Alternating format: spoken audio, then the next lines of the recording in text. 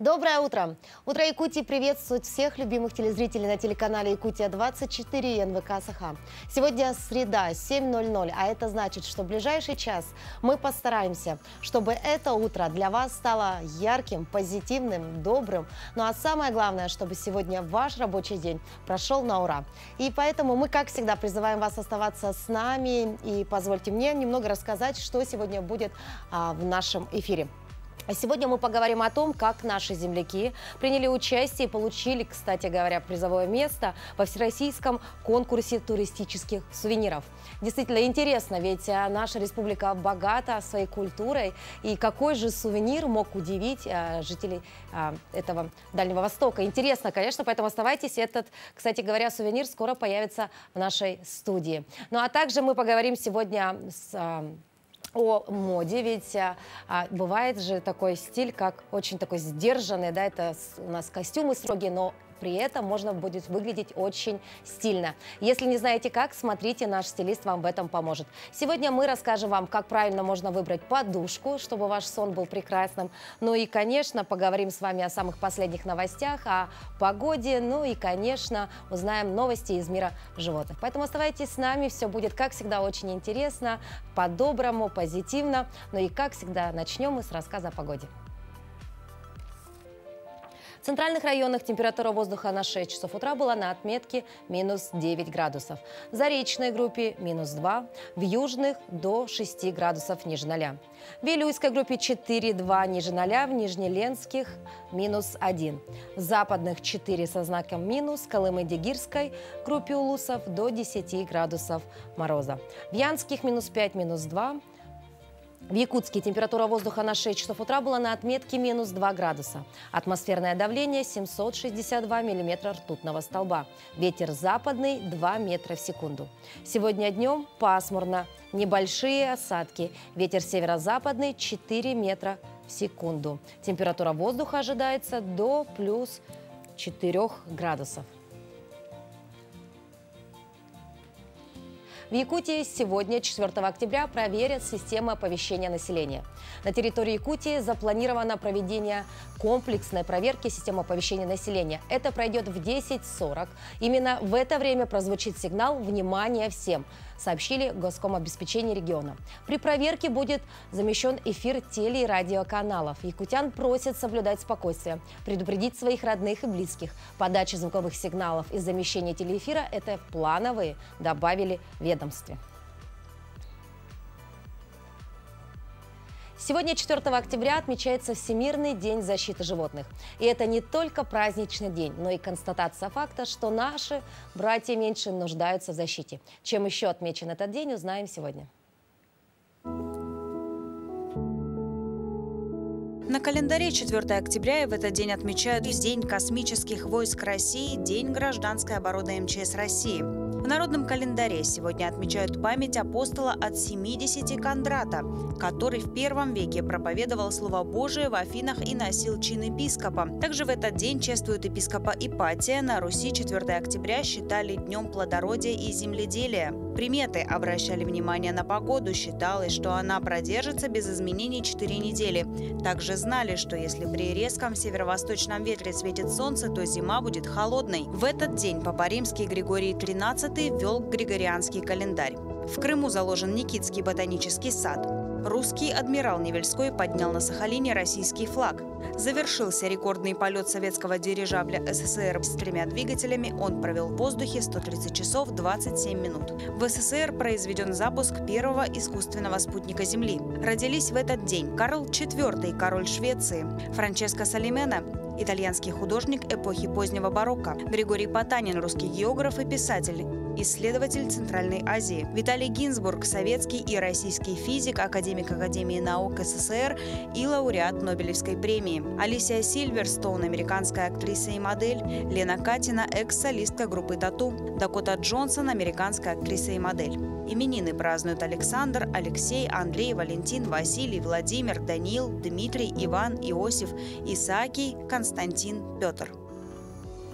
На днях в Улан-Удэ объявили лауреатов окружного этапа всероссийского конкурса «Туристический сувенир Дальнего Востока». Финал дальневосточного этапа состоялся 27-28 сентября на площадке гостиницы «Бурятия» в Улан-Удэ. В финал конкурса было допущено 187 изделий от авторов и производителей туристических сувениров из 6 регионов Дальневосточного федерального округа.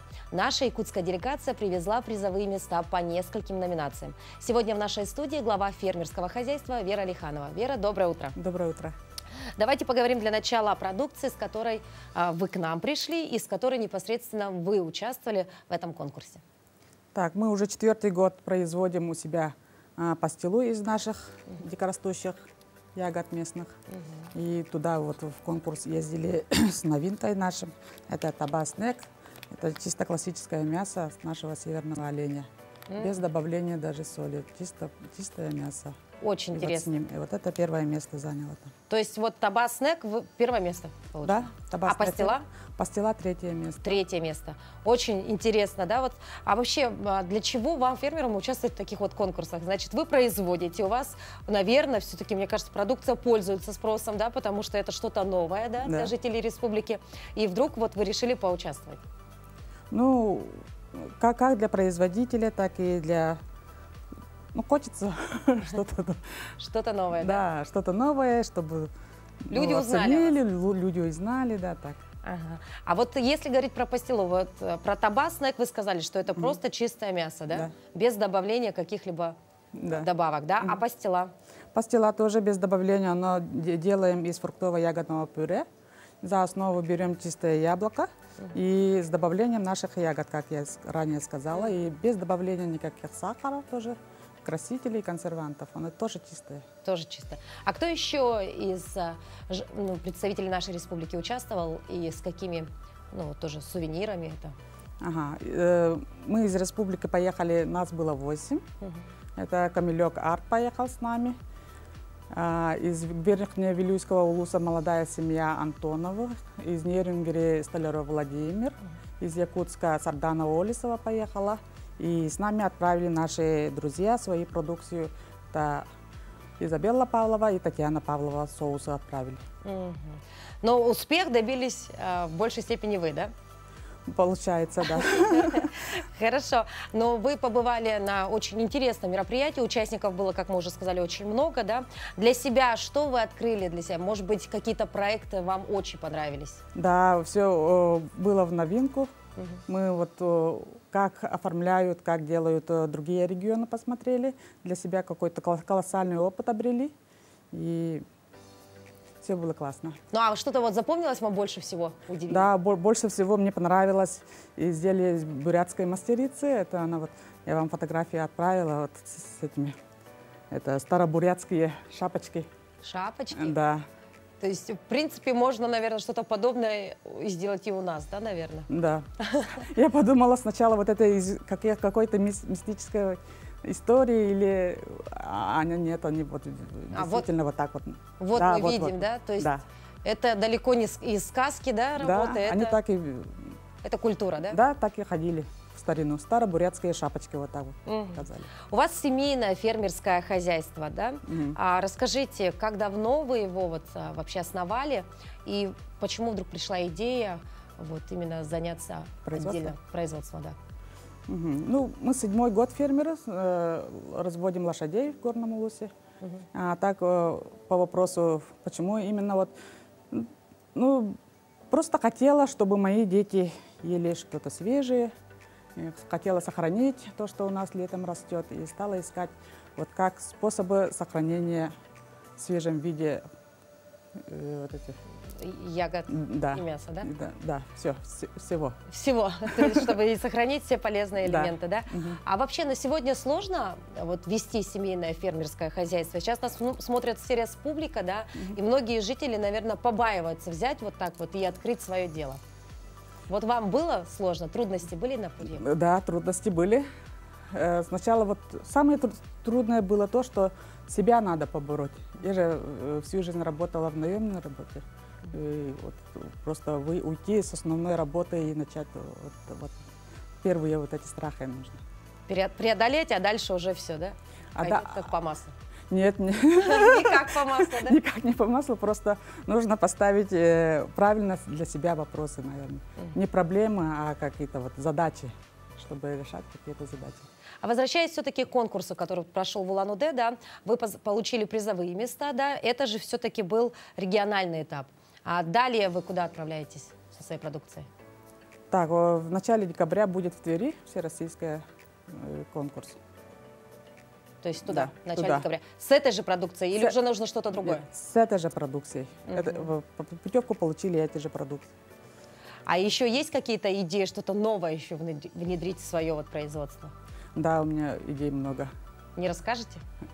Пока нет. Пока нет. Секрет фирмы, да, так Да. сказать. Хорошо, спасибо большое. Мы благодарим вас за то, что посетили наш утренний эфир, Вера. Ну и мне кажется, что именно благодаря таким вот предпринимателям, как вы, у нас, в принципе, производство будет только развиваться в республике. И уже, видите, мы выходим за ее пределы, правильно? Удачи вам. Надеюсь, уже в декабре приедете вновь с призовыми местами. И, конечно, уже не только Дальний Восток, да, будет знать о том, что у нас в Якутии вот есть вкусная и полезная продукция, но и далеко за ее пределами. Спасибо большое. Ну что, а мы сейчас передаем слово нашим коллегам из новостного отдела.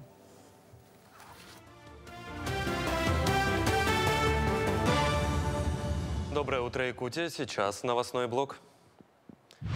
По оценке ВТБ, по итогам января-сентября банки предоставили физлицам на покупку недвижимости около 5,5 триллионов рублей. Это результат более чем на 10% превышает итог за весь прошлый год и близок к продажам 2021 года, когда ипотечные заемщики заняли около 5,7 триллионов рублей. Самый высокий объем выдач за все время работы банка пришелся на сентябрь, что вызвано повышенным спросом клиентов на фоне грядущего роста ставок и увеличения первого взноса по госпрограммам. План по строительству газопроводов-вводов в рамках дегазификации перевыполнили на 120% за 8 месяцев этого года в республике. Количество построенных газопроводов-вводов превысило 2,5 тысяч при плане 2100. Региональный оператор социальной газификации АО «Сахатранснефтегазбыт» до 2030 года в Якутии планирует подключить к газу 7599 домов.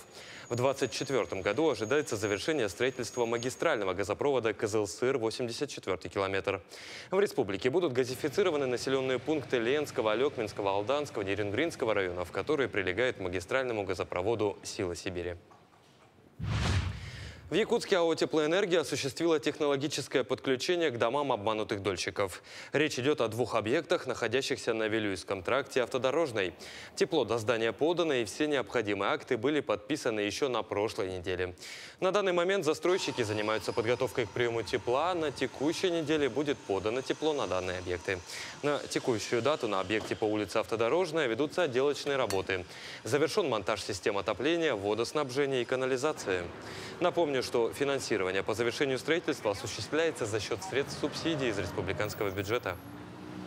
Мы со своей стороны все договорные обязательства по техприсоединению выполнили еще в прошлом году. То есть наши сети сегодня стоят под циркуляцией. То есть тепло до здания подано. Вот. С нашей стороны выданы справки по исполнению технических условий данному застройщику, что касаемо тепловых сетей и водоснабжения. То есть сегодня как бы все зависит от застройщика, насколько он оперативно отработает с Ростехнадзором и получит разрешение на временный запуск системы отопления.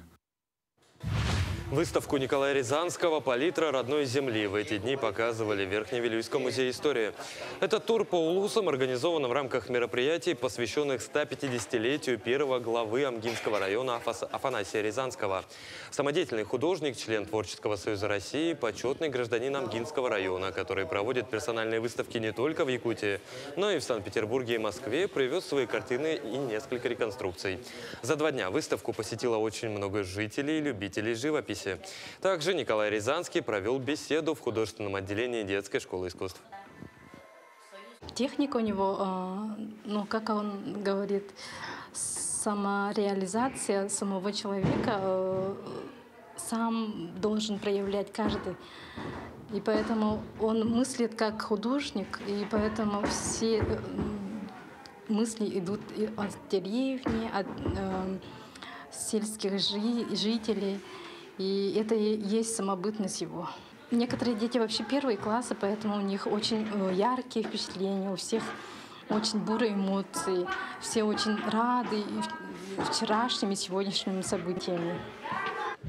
В спортивном комплексе «Мадон» прошли финальные схватки по масс-рестлингу среди юниоров. Принимали участие в схватках девушки и юноши 2008-2009 годов рождения. Участники разделены на весовые категории: юниоры от 60 до 105 килограммов и более, юниорки от 50 до 80 килограммов и более. Всего в соревнованиях приняли участие 235 спортсменов, в том числе из 15 районов республики.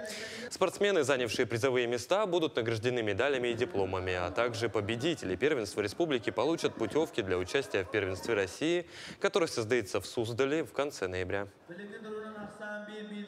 Схватки будут проходить на двух помостах. На помосте А будут выступать юниоры. То есть это спортсмены, которым от 18 до 21 года. И на помосте Б будут юноши и девушки выступать. Уровень спортсменов очень высокий, потому что это очень ответственный старт, несмотря что он не командный, личный, да, но на кону путевки на первенство России, которое у нас состоится 27-28 ноября в городе Суздаль. И вот эти вот соревнования являются отборочными к первенству России, поэтому спортсмены и спортсменки, завоевавшие первые и вторые места, получат путевки.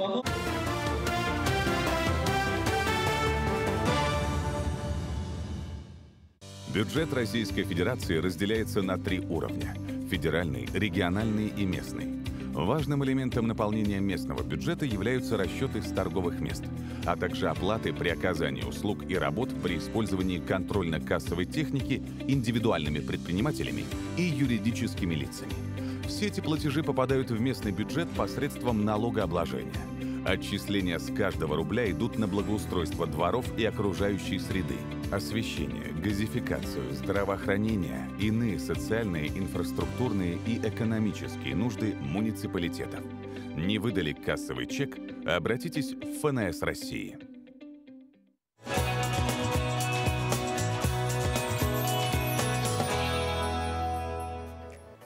Доброе утро, дорогие наши телезрители. Для тех, кто только проснулся, мы напоминаем, что вы смотрите «Утро Якутии» в прямом эфире на телеканале «Якутия-24» и НВК «Саха». Тем временем в Якутске развивается олимпийский вид спорта – это фехтование. В центре фехтования «Алмаз» занимаются 3 детские группы, которые посещают около 40 детей. Занимаются здесь и взрослые, и дети. Ирина Григорьева узнала, как же проходят тренировки юных фехтовальщиков и в чем же их успех. Доброе утро! Приглашаем вас в мир фехтования. Каждое занятие любым видом спорта начинается с разминки, и фехтование не исключение. Через минуту на головах ребят маски с металлической сеткой, защищающие лицо и шею, белая куртка, закрывающая тело от уколов противника, и перчатки из того же материала. В начале обучения много времени уделяется первым базовым шагам – боевой стойке и работе на мишени. За одну тренировку фехтовальщики делают более 100 ударов, оттачивая технику, и только потом становятся в пары. То есть мы подходим к мишени, подбираем дистанцию для атаки и наносим удар. На мишени мы делаем более 100 ударов за тренировку, и только потом становимся уже в пары. И усложняется это, конечно, тем, что оппонент напротив тоже саблей, тоже он, так же, как и ты, усердно тренируется. И вот здесь начинается игра, кто быстрее, кто сильнее, кто хитрее. Фехтование есть искусство наносить удары, не получая их, говорил французский комедиограф Жан-Батист Мольер. Поэтому этот вид спорта часто называют быстрыми шахматами, ведь тут важны скорость принятия решений и тактика. Уникальность фехтования в том, что благодаря регулярным занятиям работают, можно сказать, тренируются все группы мышц. Фехтование дает положительную энергию для всего организма, оно развивает быстроту реакции, ловкость, выносливость и даже интеллект. После тренировки на мишенях ребята встают друг напротив друга в стойку фехтовальщика и выполняют различные атакующие действия. Атака шагом или молниеносная атака с выпадом. Фехтование большинству нравится активным стилем ведения боя. В этом виде спорта нужно всегда думать наперед. Секрет успешного поединка в правильной тактике, отмечают тренеры. Начали. В младшей группе на саблях обучается семиклассник Уран. Почти за месяц обучения уже освоил стойку. Пару атакующих приемов, а сейчас учится отрабатывать дистанцию. Чему он тебя учит? Реакции, тактическому мышлению, скорости, силе. В центре фехтования «Алмаз» занимаются 3 детские группы, которые посещают около 40 детей. Занимаются здесь и взрослые. В фехтовании очень важна работа с тренером, который помогает довести уколы спортсмена до идеала. Виктория и Дмитрий Калмыковы – действующие спортсмены, неоднократные призеры и победители различных региональных и российских первенств. Приехали в Якутск из Воронежа. Для них это большой и интересный проект. Мы сами участвуем в турнирах, и медали, победы, это все очень подбадривает, и хочется это передать, поделиться. То есть, конечно же, хочется воспитать новых чемпионов, чтобы людям открылся вот такой необычный вид спорта. Фехтование может быть увлекательным хобби, средством активного отдыха, способом поддержания спортивной формы. Начать заниматься фехтованием никогда не поздно, ведь здесь нет ограничений по возрасту и физической подготовки, а опытные преподаватели познакомят вас с этим грациозным олимпийским видом спорта. Ирина Григорьева, Виктор Ячковский, Якутск. Космонавты Роскосмоса Сергей Прокопьев и Дмитрий Петелин, а также астронавт НАСА Фрэнк Рубио вернулись на Землю после завершения самой длительной в истории миссии на Международной космической станции. Они провели в космосе 371 день. Об этом сообщает госкорпорация Роскосмос. Полет космонавта стал самым длительным по программе МКС за всю историю станции. Подробности далее. Объект на Земле. Капсула «Союз МС-23» штатно приземлилась в казахстанской степи. Она доставила на Землю участников 68-й и 69-й длительных экспедиций, россиян Сергея Прокопьева и Дмитрия Петелина, а также астронавта НАСА Франциско Рубио. Экипаж провел на МКС 371 сутки. Для Прокопьева это второй полет. В целом он налетал 567 суток и 8 раз выходил в открытый космос, пробыв там 55 часов. Петелин совершил первый космический полет, при этом 6 раз вышел в открытый космос, набрав почти 40 часов. Рубио также побывал на МКС впервые. Он побил рекорд среди американцев по продолжительности непрерывного космического полета. Предыдущее достижение принадлежит Марку Ван де Хаю. Его полет длился 355 суток. Фантастика, все отлично справились. Экипаж опоздал с возвращением на полгода. В корабль «Союз МС-22», который должен был доставить их на Землю, попал метеорит. В итоге произошла разгерметизация внешней системы терморегулирования. За космонавтами прислали корабль «Союз МС-23». Между тем, экипажу далеко до мирового рекорда россиянина Валерия Полякова. Он провел на космической станции «Мир» 437 дней во время полета, который длился с января 94 по март 95.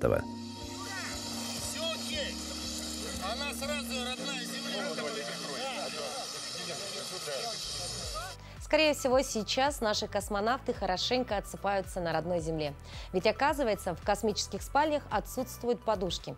Ученые мотивируют это тем, что в условиях микрогравитации она, в принципе, и не нужна, так как голова во время сна, естественно, наклоняется вперед. Но только то, что подушки не нужны в космосе, не означает, что у космонавтов их нет дома. Ведь подушка – это главный атрибут комфорта, отдыха и обретения покоя. Сегодня появляется очень много разновидностей подушек, с помощью которых можно снизить риск развития различных заболеваний и их осложнений. Так ли это? Разъясним в нашей рубрике.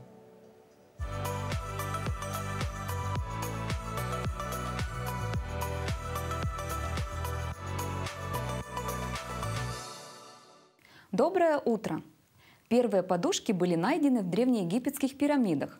И служили они не для удобства сна, а для того, чтобы не испортить во сне прическу.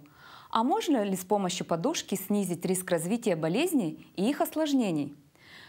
Например, в продаже есть подушки, которые препятствуют храпу, снижают количество морщин и противодействуют рефлюксной болезни. Работают ли они? Подушка против храпа – одна из основных причин храпа – ожирение. У пациентов индексом массы тела, превышающим 29, вероятность наличия синдрома обструктивного апноэ сна 8-12 раз выше, чем у пациентов без ожирения. Также большую роль играют анатомические дефекты – искривление перегородки носа, полипы, увеличенные миндалины, удлиненный небный язычок, новообразование. Физиологический храп связан с тем, что во время сна у человека непроизвольно расслабляется мягкое небо, и язычок, мягкие ткани гортани вибрируют, и человек храпит. От храпа нередко страдают люди, которые спят на спине. Это так называемый позиционный храп. Подушка антихрап оснащена встроенным микрофоном, который увеличивает звуковые вибрации, вследствие которых возникает храп. В это время воздушный карман, встроенный в подушку, раздувается, поднимает ее на несколько сантиметров, в результате чего или открываются дыхательные пути спящего, или он от этого движения просыпается и может поменять положение. Первые полчаса после активирования подушки она находится в покое, чтобы владелец успел заснуть. Подушка против морщин. Подушки от морщин обычно делаются из гладкого материала, например, используют шелк. Скользкая поверхность шелковых наволочек снижает трение и кожи, и она не заламывается в складки.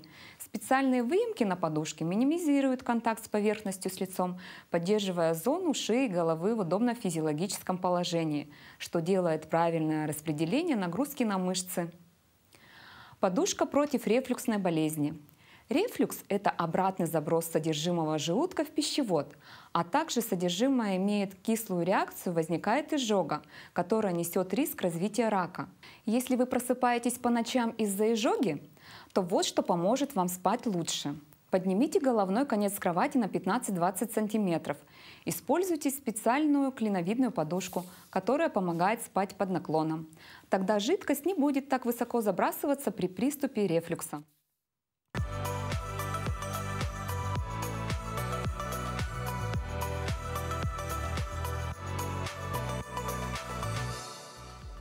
Знание истории семьи вселяет в человека уверенность. Он становится сильным и открытым. Так считает героиня нашего следующего материала. Часто в прошлом кроются некоторые тайны, и, согласитесь, очень интересно разгадать таковые. Всем нам очень любопытно знать, кем же были наши предки и откуда берет начало рода. Мы побывали в гостях у Люции Бурцевой, для которой изучение и сохранение истории ее корней стало одной из самых главных задач ее жизни. Готовцев Пантелеймон Егорович родился в далеком 1856 году в Валасе Туруялах хангаласского наслега Байгентайского улуса. Здесь же вырос и жил. Входил в число первых грамотных якутов. Известен как крупный знаток, собиратель и пропагандист устного народного творчества, обычаев и уклада жизни якутского народа. Являлся главой Байгентайского улуса, одного из самых больших и значимых улусов дореволюционной России. Был женат на Марии Афанасьевне Абрамовой. Детей у них не было, супруга умерла в молодом возрасте. Но известно, что Пантелеймон Егорович воспитал 5 детей – Феофана, Матрёну, Домну, Федору и Варвару. Всем им он помог встать на ноги и дал образование. Его приемный сын Феофан Готовцев – основатель кооперации в Усть-Алданском улусе. А сегодня мы в гостях у его правнучки Люции Бурцевой. С самого детства наша героиня была знакома с историей своего богатого рода. С годами интерес стал осознанным. Все эти вещи были со мной с самого рождения. Да? Вот этот, например, если взять царский сундук с портретами царских особ, 145-летний буфет, который мы называли пекарская эскаба. Все эти вещи окружали меня с самого рождения, поэтому это было как-то привычно. Потом уже на протяжении многих лет, когда человек взрослеет, ты уже начинаешь смотреть на эти вещи какими-то другими глазами. Скажем так, что их имена, к сожалению, в 20 веке были забыты, потому что их родные, почти все 100%, были репрессированы, в 30-е годы расстреляны, поэтому прадед не сильно распространялся о своей фамилии, о своей истории, и также дедушка. Я считаю, что сейчас пришло время, когда люди должны узнать, когда уже необходимо возрождать, приумножать их доброе имя. Стоит упомянуть работу моей мамы Раисы Рейвовны Готовцевой, которая всю жизнь занималась возрождением их имен, активно сотрудничала с музеями, с библиотеками улуса. И вот благодаря ее готовым материалам я собрала всю эту выставку воедино. То, что не закончила наша мама, я закончила. С помощью Усть-Алданского музея истории и библиотеки Усть-Алдана Люция проделала большую работу. Собрала материал, который на сегодня предстал в виде большой выставочной деятельности. Самые крупные вещи – это 145-летний буфет, подаренный Пекарским, моему прапрадеду. Выставлен также сундук с портретами царских особ. Выставлено очень много редких фотографий, аналогов которых, скорее всего, нет в республике ни у кого, как мне подсказали коллеги. Очень много вещей. Гребень, кстати, который датируется концом XIX века, костяной гребень. В общем, очень много интересных, раритетных вещей.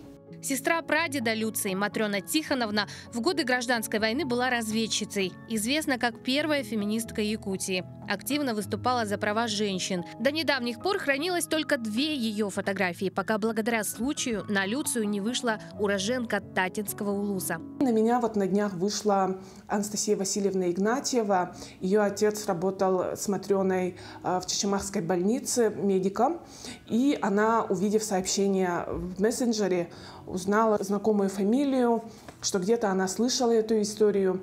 Она через знакомых нашла мой номер и подарила мне оригинал этой фотографии, очень ценный, где Матрена Тихоновна изображена в медицинском халате с неизвестным пока нам мужчиной. Я говорю «пока», потому что, как показывает время, со временем все всплывает уже наружу. Вот она подписана, снимались в 1911 году, то есть этой фотографии более 100 лет. Во время работы в Чечемахе у нее был супруг по национальности грузин, хотя по всем документам выходит, что она была бездетной и незамужней, как настоящая феминистка. Я предполагаю, что это, возможно, был ее супруг. Многие сразу узнали военную форму или же форма тогдашних медиков, то пока неизвестно.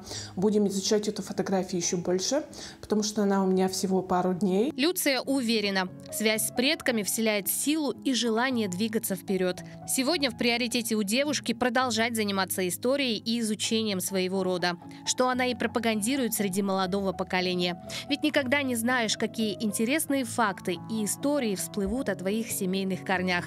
Мы не рождаемся просто так, и нужно понимать, что без прошлого не может быть светлого будущего. Катерина Винокурова, Джулус Иннокентьев, Якутск. Ну а сейчас мы готовы поговорить на очень интересную тему. Это справка студентам для получения социальной стипендии. Тема очень актуальна сейчас. Вообще, что такое социальная стипендия, кому она положена и как же ее получить, узнаем благодаря беседе с нашим утренним гостем. Это главный специалист регионального центра телефонного обслуживания клиентской службы Центра «Мои документы» Алена Наумовой. Алена, доброе утро. Доброе утро. Что же такое вообще социальная стипендия государственная?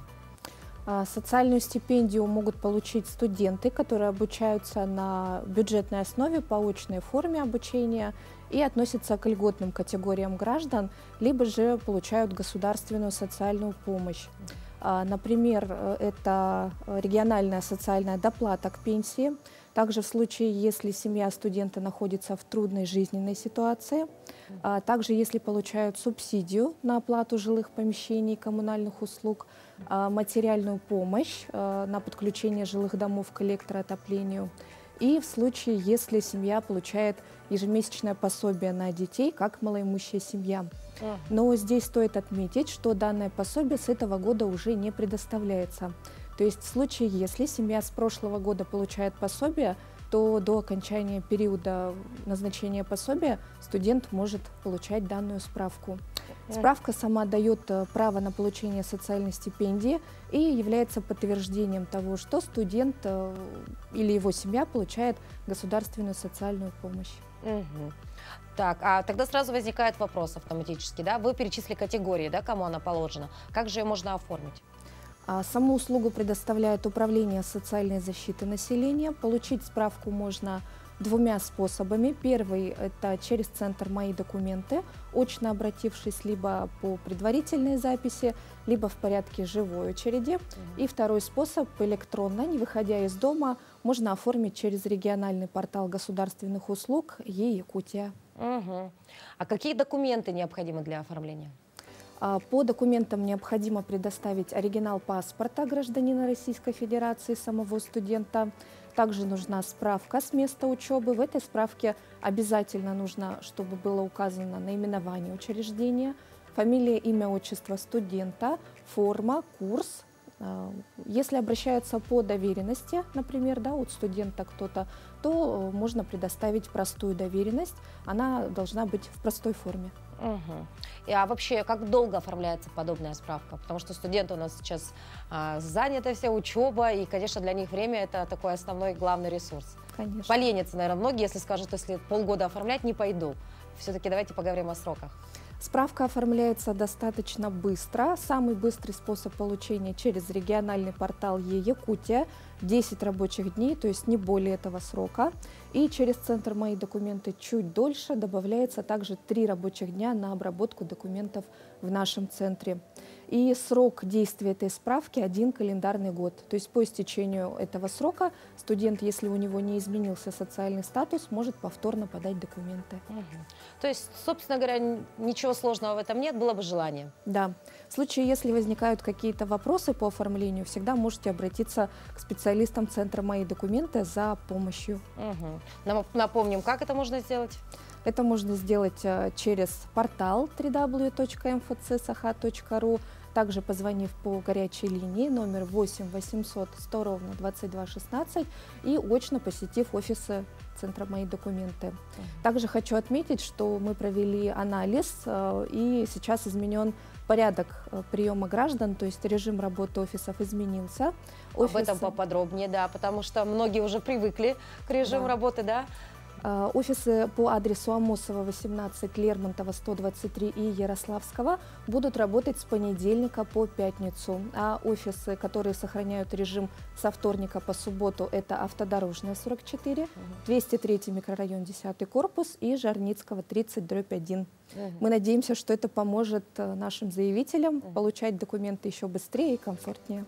Спасибо большое, Алена, что посетили наш утренний эфир. Ну а мы, дорогие друзья, сейчас передаем слово вновь нашим коллегам и узнаем, какие же самые актуальные и свежие новости произошли на территории республики и далеко за ее пределами.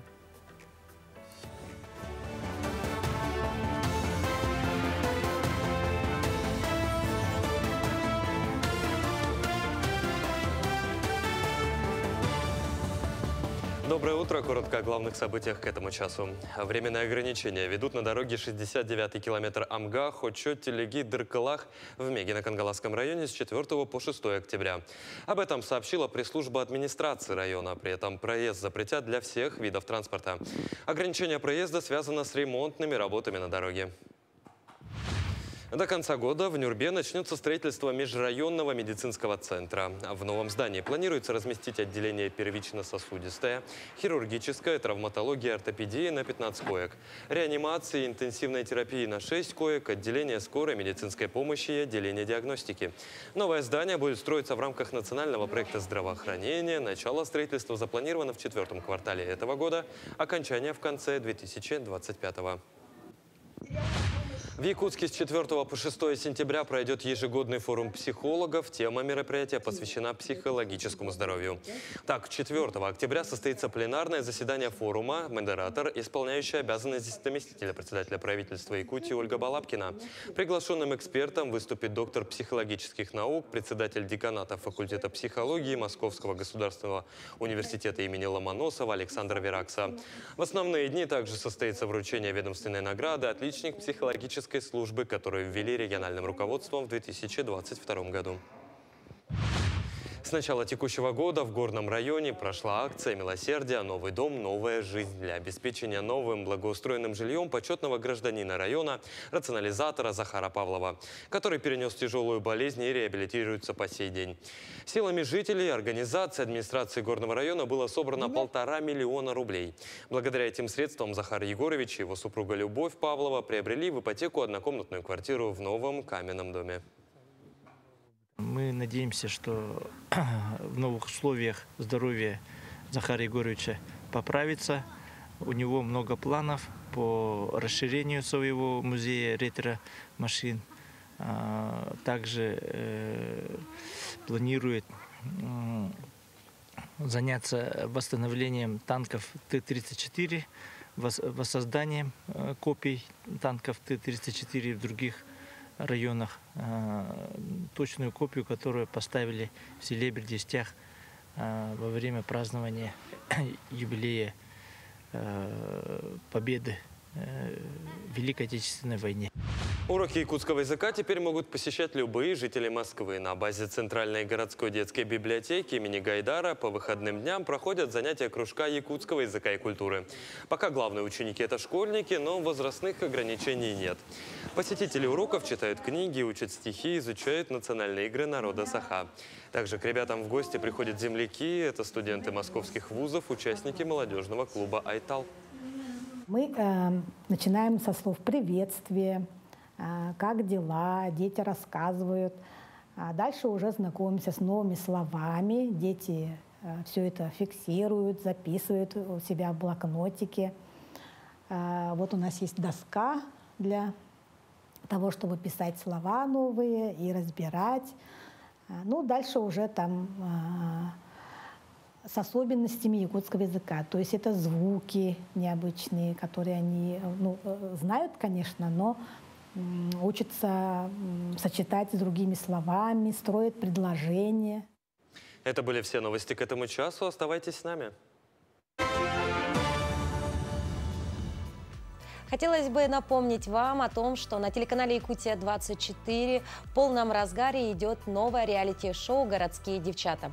Каждое воскресенье в 19:00 вы можете увидеть новый выпуск этого уникального проекта о том, как городские девочки окунулись в сельскую жизнь. Я тоже принимала участие в этом проекте и могу уверить вас о том, что каждая серия – это буйство красок, эмоций, переживаний. Там были и слезы, и невероятные погодные условия. В общем, девочки действительно окунулись полностью в мир деревенской жизни. Ну и, конечно, испытания. Испытания, которые были для них продуманы заранее и в ходе самого проекта. В общем, я думаю, что для тех, кто вот любит именно такие эмоциональные ток-шоу, вам будет это очень интересно. И уже в это воскресенье выходит очередной выпуск, и он будет посвящен на фотосессии. У девочек была очень сложная задача, но и каждый выпуск очень важен. Почему? Потому что после него именно вы, дорогие телезрители, можете проголосовать и отдать свой голос за лучшую, по вашему мнению, городскую девчонку.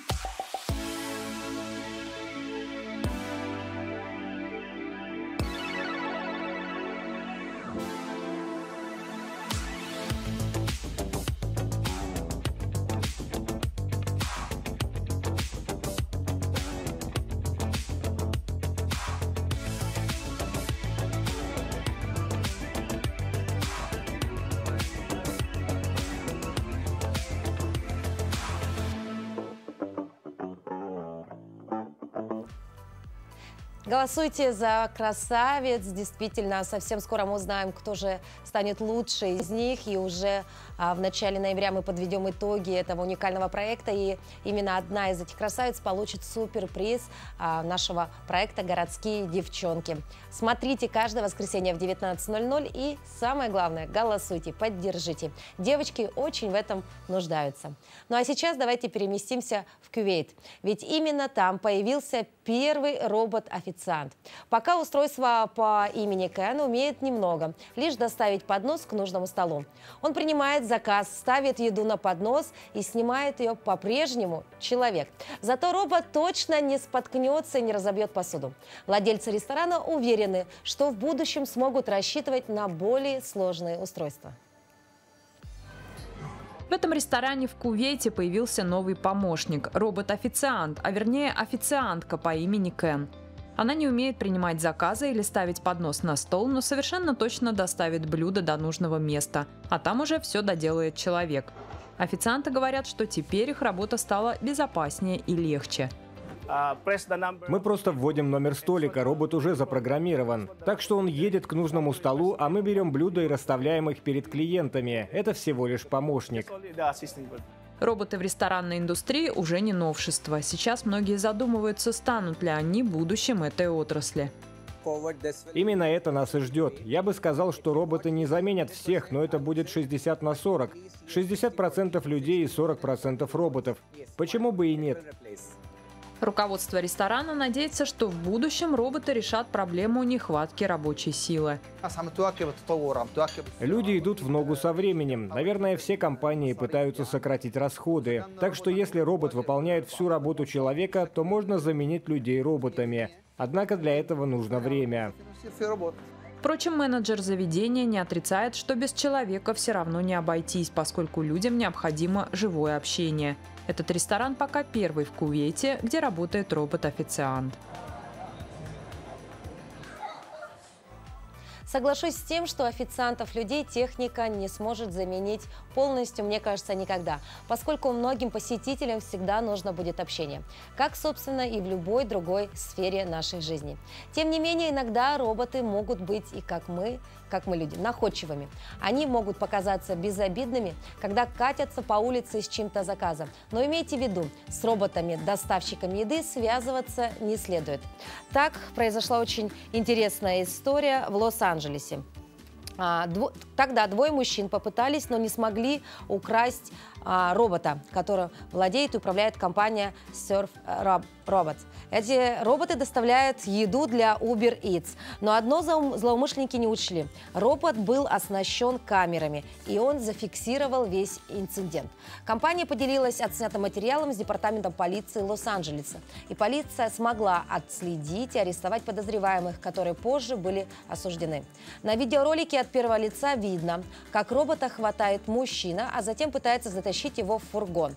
Однако робот умудряется убежать от них. В компании отметили, что с подобным столкнулись впервые. То, что у этих роботов есть камеры, и они всегда снимают видео, поднимает некоторые вопросы и о конфиденциальности. Но владельцы заверили, что записи с камер регулярно удаляются, если только не возникают серьезные проблемы с безопасностью. Все-таки нам, людям, есть чему позавидовать роботам. Например, не переживать по поводу внешнего вида. Всем нам, особо женщинам, часто нечего надеть и не из чего выбрать. Знакомо, правда? А офисный стиль одежды и вовсе ассоциируется с чем-то неинтересным, скучным. Неяркие мужские и женские костюмы, строгий покрой, отсутствие яркого макияжа и аксессуаров. Однако этот дресс-код может быть и другим.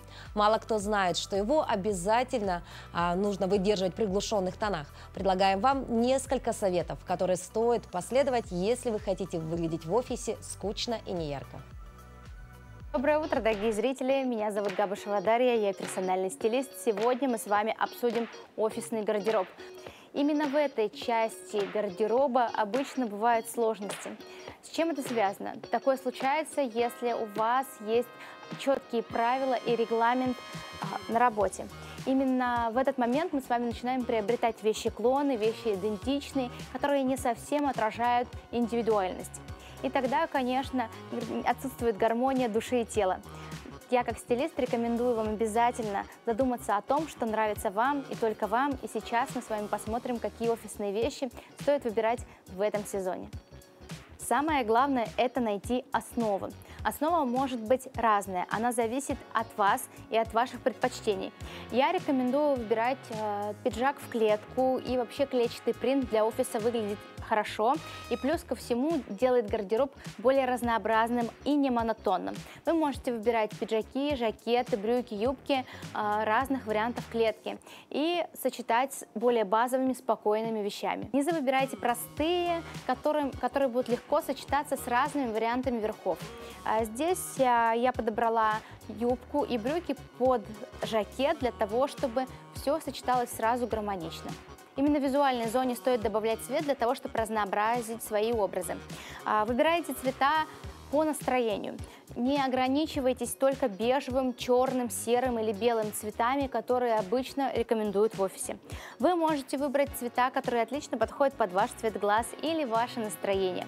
Именно то, что нравится вам. Данная блузка отлично подойдет в качестве основы для образа. Вы можете дополнять ее пиджаком, жакетом, кардиганами или другими вариантами вторых верхов. Здесь у нас идет трикотажный верх в ярком цвете. Вы можете носить его самостоятельно в сочетании с юбками или брюками. Базовые вещи можно назвать клеем в образе. Именно они помогают склеить непростые по дизайну или цвету вещи. Это белый базовый топ, который хорошо будет смотреться под пиджак или жакет, кардиган и другие вторые верха. Либо это может быть водолазка, лапша, другие виды лонгсливов или изготовленные из других материалов. Цвет также выбираете тот, в котором вам будет комфортно. В офисный гардероб многие выбирают стандартную белую рубашку. Я рекомендую уже отойти от этой истории, потому что белые рубашки, они уже приелись, да, и мы ими перенасытились, поэтому выбирайте альтернативные варианты. Выбирайте молочные, бежевые оттенки, выберите голубые цвета. Здесь у нас блузка в таком вот жемчужном оттенке, очень хорошо смотрится, выглядит воздушно, женственно. Ее можно носить как самостоятельный предмет гардероба, так и дополнять вторыми верхами. Такая блузка хорошо будет смотреться, опять же, как с юбкой, так и брюками. Именно поэтому эту блузку точно можно называть базовой и совершенно универсальной. Когда вы подбираете платье для своего гардероба, обязательно обратите внимание на то, с чем вы в дальнейшем будете его сочетать. Платье – отличный вариант для того, чтобы быть самостоятельным предметом гардероба, но также хорошо, если платье ваше будет работать на ваш гардероб на 100%. Вы сможете дополнять его вторыми верхами, различными вариантами аксессуаров, ремней, дополнять его различной обувью по стилистике. Тогда это платье точно стоит брать. Здесь у нас лаконичное платье в лавандовом цвете. Этот цвет можно назвать альтернативой белому в данном случае. И сочетать можно будет как с черными, так и со светлыми пиджаками и жакетами, кардиганами, свитерами, объемными поверх платья. Поэтому, когда вы выбираете платье для своего гардероба, помните, что оно должно быть не на один раз, оно должно прослужить вам долго. Как стилист рекомендую подбирать для работы отдельную капсулу. Именно тогда ваш гардероб сможет хорошо и долго вам служить. Капсула – это идеально подобранные вещи, которые хорошо сочетаются друг с другом. Помните, что верхов всегда должно быть больше, потому что в офисе именно верха являются вашей визитной карточкой.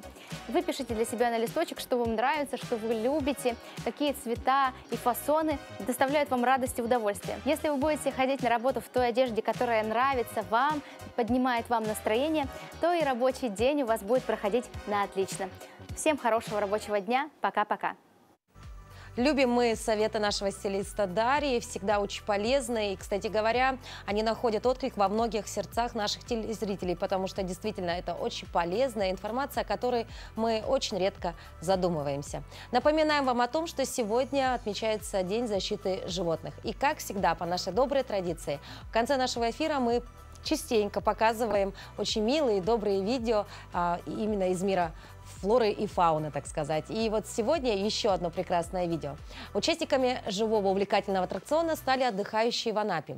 Прямо к берегу приплыли дельфины. И не один, а целое семейство. Это и взрослые особи, и детеныши. Они забрались на самое мелководье, так что их было очень хорошо видно. И не боясь, они маневрировали среди отдыхающих. Стоит отметить, что дельфины в этом году не первый раз балуют своим вниманием туристов в Анапе.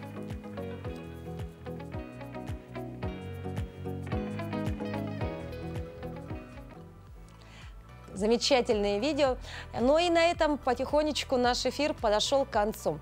Дорогие друзья, напоминаю вам о том, что у нас есть активный телеграм-канал, куда вы можете отправлять свои идеи, пожелания, передавать приветы своим близким. Мы обязательно прочтем, и если надо, дадим вам обратную связь. Ну а, кстати говоря, завтра мы, как обычно, по доброй традиции разыграем наши постоянные такие, знаете, бонусы в эфире. Это будут пригласительные в кинотеатр «Центральный». Поэтому завтра будьте с нами. Возможно, именно вам повезет. И эти выходные вы вместе со своим, возможно, другом, возможно, с кем-то из семьи сходите и посмотрите премьеру. Это уже будет завтра. Ну а также напоминаю вам о том, что каждый день в 7:00 на телеканале Якутия-24 НВК Саха мы работаем в прямом эфире. Утро Якутии – это очень полезное, хорошая, добрая и, знаете, такая позитивная программа. Сам не похвалишь, никто не похвалит, да? Ну и, как всегда, давайте напомню вам о том, какая у нас погода за окном. В Якутске температура воздуха на 6 часов утра была на отметке минус 2 градуса. Атмосферное давление 762 миллиметра ртутного столба. Ветер западный 2 метра в секунду. Сегодня днем будет пасмурно. Ожидаются небольшие осадки. Ветер северо-западный будет 4-5 метров в секунду. Ну а температура воздуха будет до плюс 4 градусов.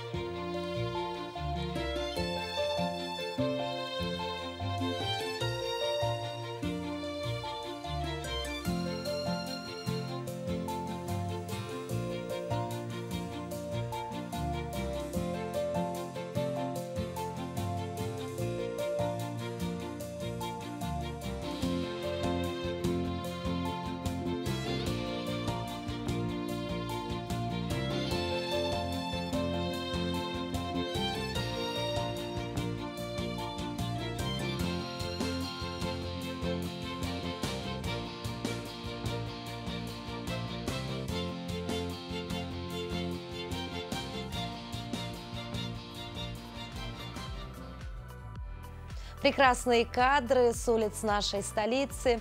Осень все-таки прекрасная пора. И вот мы сейчас этому убедились. Вчера, кстати говоря, многие жители Якутска, наверное, заметили первый снег, с чем мы вас и поздравляем. Поэтому берегите себя, одевайтесь потеплее, следите за прогнозом погоды, потому что сейчас она переменчива. Ну а я не прощаюсь с вами, говорю вам до завтра. В 7:00 увидимся здесь же на телеканале Якутия 24 и НВК. Доброго всем утра!